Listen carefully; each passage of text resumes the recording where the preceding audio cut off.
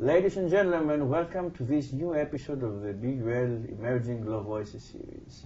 Today we are being hosted in 20 Essex Chambers in central London, and we have the pleasure and honor to be interviewing one of the new leading voices in the field of international law, Courtney Grafton. Courtney, welcome to the series. We are very glad to have you on board because indeed you come from the US and you have the ability to compare between two different countries, two different cultures. And not only this, but you have also a history background from Yale. So the first question would be, how much do you think that your history studies help you now in your legal career? And how much do you think international law takes into account history or should take into account history? It's a good question. As you said, I did study history as an undergraduate at Yale. It's not possible to study law as an undergraduate in the US. And when I first moved to the UK, I also did a master's in history. So it's a subject I was interested in and still very much interested in. And it really was part of the path that led me to international law. When I started thinking about having a career in law, I realized that I wanted an area of law where I could, to the extent possible, engage with history, engage with international relations, and through a slightly circuitous path that brought me to international law. I think international law should and must look to history, and I think that view is shared both amongst international lawyers but also domestic lawyers who practice in some areas of international law. I think Lord Sumption perhaps is most famous for having studied history and expressed the view that it's a very good background both for domestic lawyers and international lawyers, and I certainly share that view. But I took that path, so I would say that. Okay, would you say that history writes international law or international law writes history? That's a very philosophical question. I imagine you can't extract the two. I mean, today we're seeing that international law is going to be a large part of the textbooks, the history textbooks for this period. It is everywhere. 10 years ago, my friends who aren't lawyers would never have asked me about the International Court of Justice or the International Criminal Court. They didn't know what they were. But now I'm fielding questions about these institutions all the time. So right now I think they are inextricably linked. Do you think that as a barrister, international law barrister, you have extra qualification assets? Do you face any disadvantages that maybe your colleagues, the other barristers who work in other fields, maybe in criminal law, family law, don't necessarily experience? That's a good question. I think practicing international law is, when I compare it to colleagues in chambers, I practice domestic law and I also practice international law.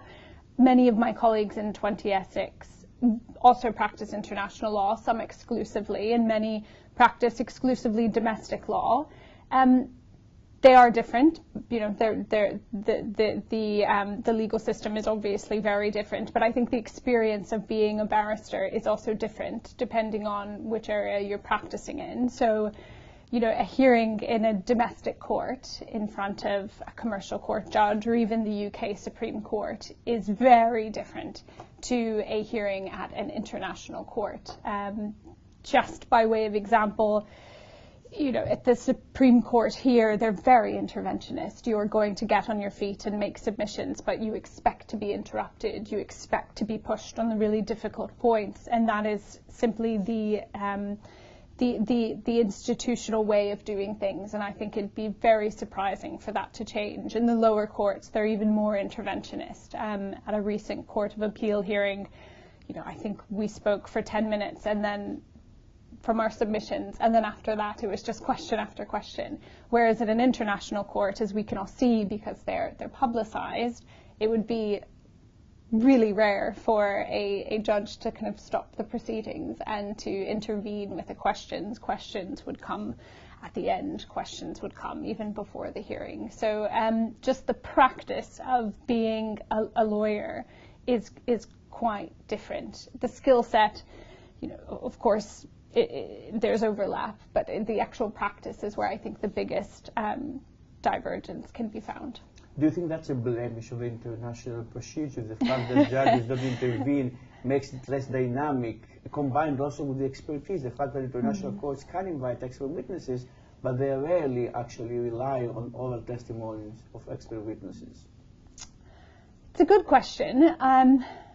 As someone, from the States, and I'm not qualified in the UK. I'm qualified in England, or in the US. I'm qualified in England and Wales, but I have had the privilege of going to the US Supreme Court, and it is even more interventionist. So I've very much been schooled in that way of litigating. So I obviously think I'm a bit biased. I think it's a nice way of doing things. You could really tease out the issues in a case. I would like to see more of that in international courts, but I'm also conscious that I'm not a civil lawyer and I don't have experience in civil law. So I can also see that it might be unfair if they adopted too much of a British or American approach or way of doing things. So whilst I might embrace it, I'm sure many other international lawyers in other parts of the world might say, absolutely not, that's not how the law should, that's not what these courts should look like. So my own personal opinion, yes, but I'm not sure that would be shared by everyone. Courtney, in essence, because you have also the ability to combine between arbitration panels and international trials before international courts, and because we are in a country, the UK and London in particular, the capital of arbitration. Arbitration, of course, is basically associated with commercial arbitration. When it comes to international dispute settlement regarding countries, states, do you think that arbitration is appropriate channel, going to international court? And what are the advantages and disadvantages? Because we see that when it comes to international dispute settlement, referring to issues beyond commercial issues, states will prefer to go to the International Court of Justice or to the European Court of Human Rights, as we recently saw. So that seems that arbitration is not necessarily the appropriate venue for these interstate disputes. What's your opinion? What do you think? What's happening between the two channels? It's a good question. I think this is such a barrister's answer, but I think it depends. I think in any given dispute there will be various factors that are influencing where the state wants to litigate the matter. But at the end of the day, they'll also be hamstrung by whatever the dispute mechanism is. So there might not be a choice. It might simply be that they have to go to the International Court of Justice, or they have to go to arbitration. To the extent that there is a choice, I think the probably most obvious difference between arbitration and kind of a public forum like the ICJ or the European Court of Human Rights would be the question of confidentiality. So, as we said, the proceedings at the ICJ will be broadcast for all to see. For some states, that's part of why they're litigating, is because they want it to be broadcast. They want it to be a news item that we're all reading about. For other states, they'd very much prefer things to happen behind closed doors. So whilst we might know of the existence of the dispute, we're not going to be privy to it in the same way that we would be if it was at the International Court of Justice. So really the question is, what is the overarching aim of the dispute? What's the overarching aim of the litigation? And I think that, to the extent there is a choice, would steer where a state is bringing the dispute. You also have more choice in an arbitration over the arbitrators. At the International Court of Justice, there are judges, and that's that. In arbitration, states will be able to shape who is on the panel. That can also be very important. And as you alluded to earlier, in an arbitration, it would be more common, is often more common, that you would have the cross-examination of experts and witnesses. It's rare to see that in an international court. So taking a step back, really the question is, what is the aim of the state in bringing that litigation? It's good to have both options. And indeed we have cases also like the Philippines versus China, which went also before arbitration, but also before ICLOS. And mentioning ITLOS, I'm going now, I know that you have dealt also with cases, with a case in ITLOS, the case of the climate change and small states. Before I ask you, I want to ask a different question, but now that I mentioned small states and climate change, just to ask you, because also we have some months ago the Prime Minister of Vanuatu coming here in London and urging the international community to take action in order to save the small Pacific islands. How much do you think that maybe climate change was an opportunity, although a very dismal opportunity in the sense it shouldn't have happened, but unfortunately it gave though a kind of a podium to small states in order to express their views and for the international community to understand also that small states have a voice and they have much to contribute also to the international debate? I think what we saw both at ITLOS and at the ICJ in respect of the climate change proceedings, it is absolutely historic, and I think it exemplifies that these small states, perhaps independently, don't have a great deal of power on the world stage, but when they band together, they absolutely do, and I think larger states are recognizing that. And I don't think the Council of Small Island States, the international organization, or any of the small island states that supported the ICJ proceedings would shy away from the fact that those proceedings were, for lack of a better word, a sort of legal statecraft. They were using the law to achieve, hopefully, progress in policy. That's not something that all international lawyers would, be supportive of, but I think it's silly to think that that's not a way in which one can and, perhaps should use international law. It's still very early days. I don't think we have seen yet how other courts might seize on those opinions. We only have the ITLOS advisory opinion. We don't have an opinion yet from the ICJ. But there is the potential for those opinions to be, groundbreaking so far as domestic courts can rely on them in climate change litigation. Other international courts and tribunals might rely on them. And of course, I would imagine that those bringing these advisory proceedings have in the back of their mind contentious cases down the road. So I think it's just the beginning. If it is, I think, very shrewd step. But really the question is what comes next. It's very early days. Which indeed brings forth the issue that also pertains to the International Court of Justice, the role of advisory opinions, which are not positivistically binding, but they carry a great importance. And as you said, maybe will be the beginning, the herald of future litigation, even before domestic courts, which has a binding effect. Along these lines, now trying to stay on the chapter of advisory opinions, always we have in mind the ICJ, the International Court of Justice, which has rendered a number of advisory opinions, also coming with a patrimony of the Permanent Court of International Justice before the Second World War. But my question is about ITLOS, which also has the advisory function that you also entangled with now. How much do you think that maybe these small states case and climate change, and of course ITLOS has rendered also advisory opinions in other issues, how much do you think that ITLOS, maybe this kind of jurisdiction, advisory jurisdiction of ITLOS is now on the rise? It's a good question. As you say, there haven't been, if we compare it to the ICJ, there haven't been many advisory opinions. We have the fisheries advisory opinion is the kind of main one that people would point to prior to the COSIS advisory opinion. I think COSIS was quite clear in some of their press that this is just the beginning. So I would expect that someone, maybe not COSIS, but other states might go back to ITLOS. There might be more questions about the responsibility of states, because the question that was put to ITLOS was quite narrow, and they didn't address a lot of the arguably more difficult issues about the responsibility of states. So I think it's just the beginning. ITLOS is a brilliant court, but it's not a very busy court, so there is space to try to kind of push forward a policy agenda there if those small island states want to seize on that.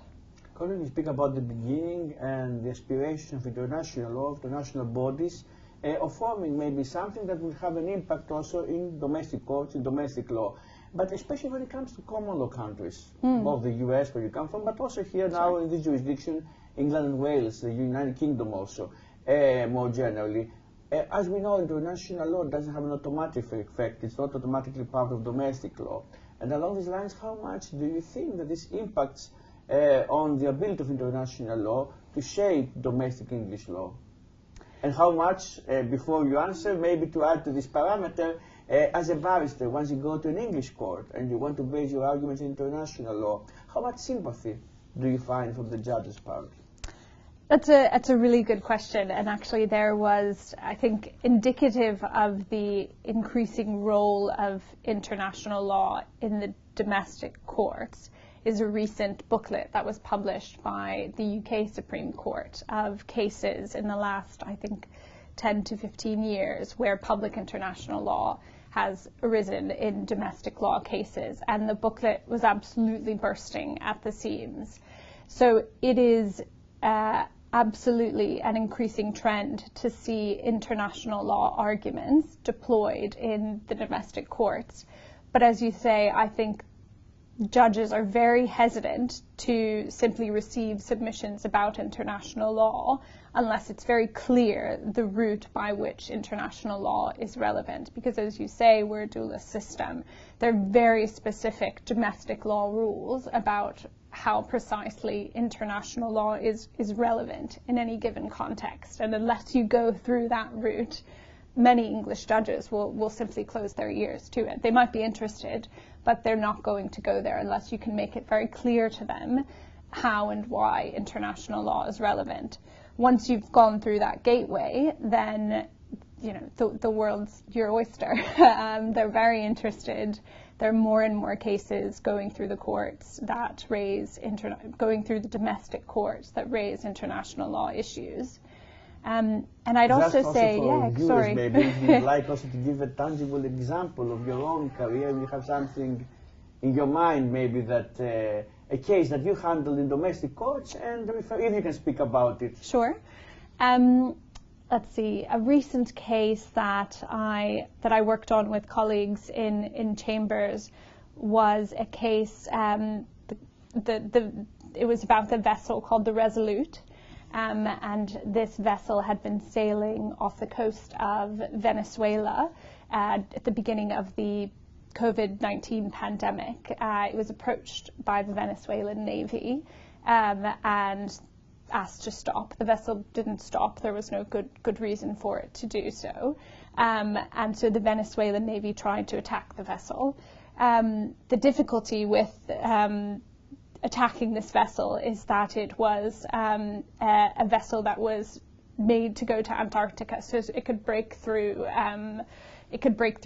ice caps and all the rest. So when they tried to attack the vessel, actually the Venezuelan Navy vessel sank, which thankfully no one was hurt, but it enraged Venezuela. And so as this vessel sailed on and went to the next port, Venezuela brought actions against the various parties who were managing that vessel, so the charterers and the managers.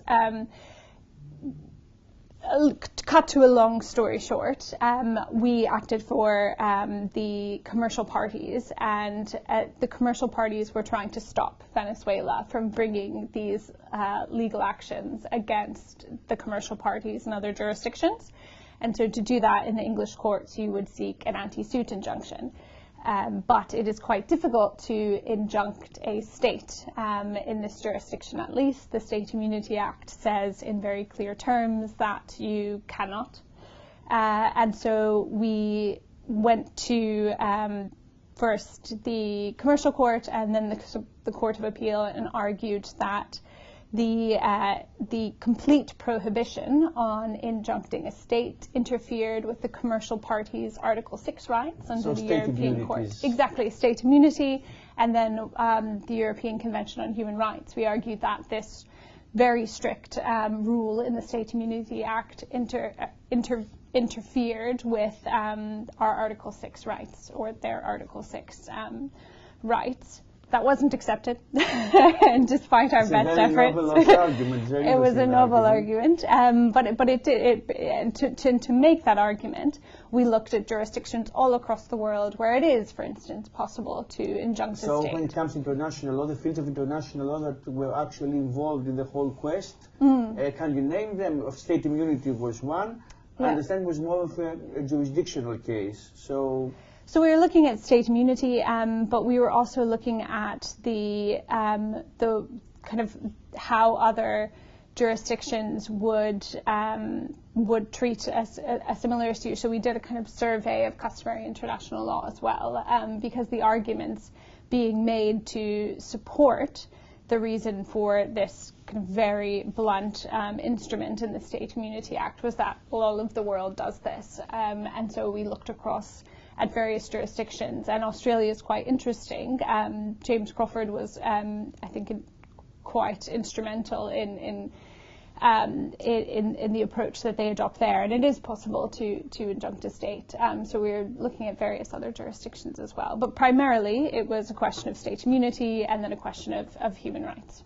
Because indeed, Courtney, as you say now, it's important to have also the comparative perspective. Sure. As an international lawyer, all the more so. But another facet of your, not only practicing aspects of your legal career is your writing facets. Sure. You have written a book about Interpol. Yep. That means also here we go to domestic security, which of course again becomes transnational / international.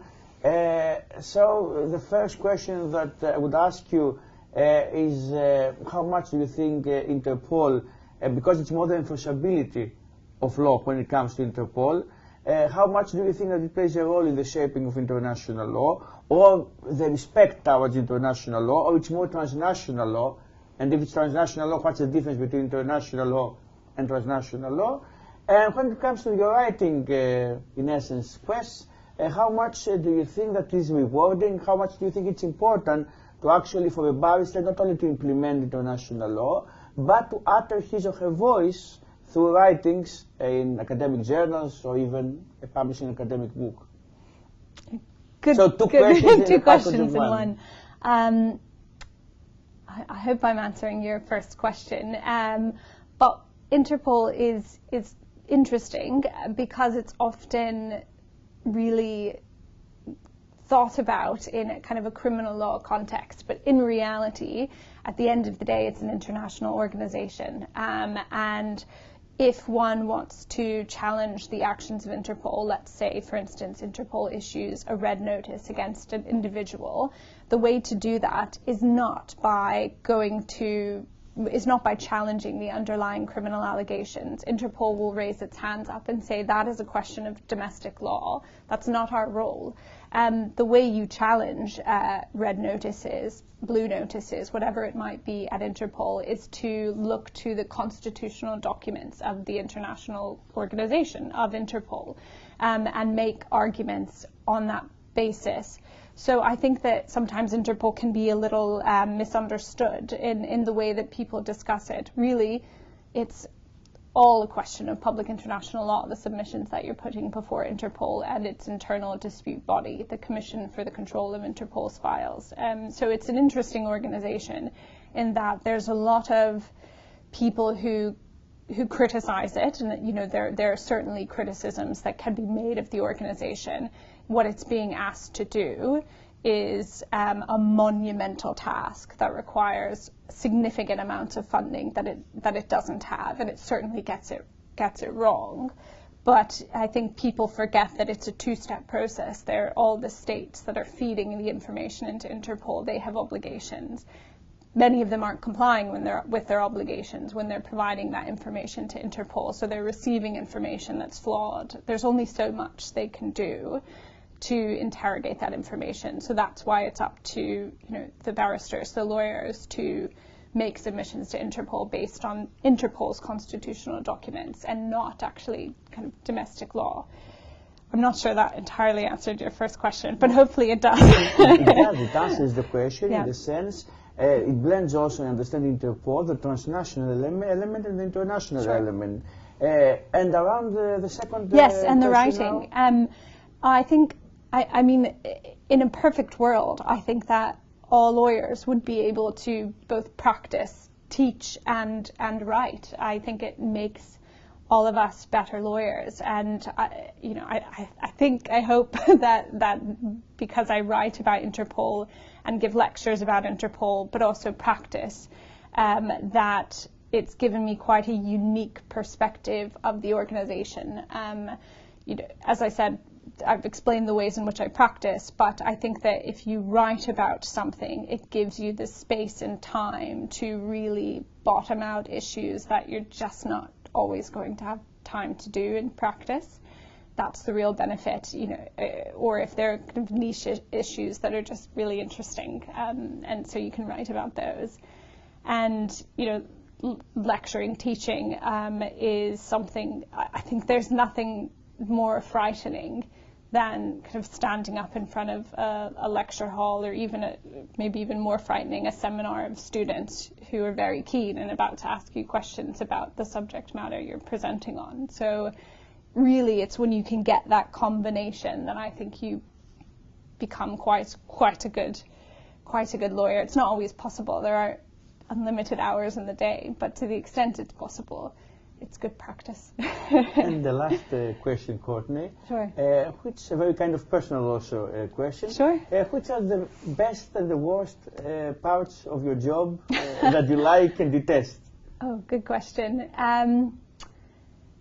The best parts, I really like working with governments. I think it just provides a really interesting insight into how states operate. I like working on teams.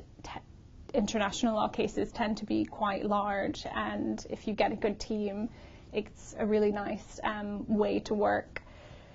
Those are probably my favorite kind of elements of the job. My least favorite, I think any lawyer would say this, but it's really long hours to have this type of career and hopefully be successful. So that's the bit that is not as glamorous. Talking about international law is very interesting, but the reality is for 10, 12 hours a day you're sitting at a computer screen. So that's the least exciting bit, I suppose. Courtney, thank you very much for this interview. Ladies and gentlemen, it was Courtney Grafton with us today in 20 Essex Chambers. We bid you farewell, and we look forward to seeing you in the next episode of the BUL Emerging Law Voices series.